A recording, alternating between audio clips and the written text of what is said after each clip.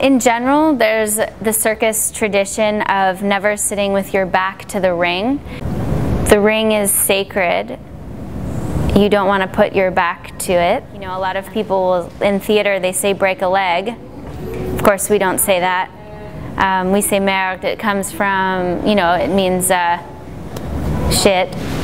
And it comes from having a lot of, you know, horse shit in front of the theater, right? Which means if there's a lot of it, there's been a lot of carriages and there's been a lot of people to come see your show. A very dear friend of mine and amazing director and performer, Aloysia Gavray, another aerialist, her superstition was to never open her paycheck before she did the gig.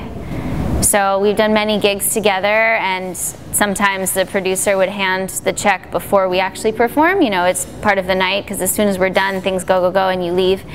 And so he would hand out the checks before, and she doesn't want to accept it even before the performance, but at least if she's given it, she'll put it away and not open it, because it's sort of like, well, it hasn't happened yet, you know.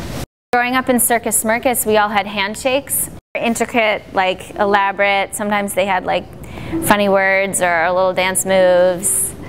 That was fun. Actually, there's a lot of these little rituals built into the show, and so sometimes when we switch someone out, maybe someone's doing a different role, then you realize that you're really depending on doing this little movement or having this little interaction, and then they're not there, and you're like, oh, that's right, because that's someone different. So we get really used to working with each other.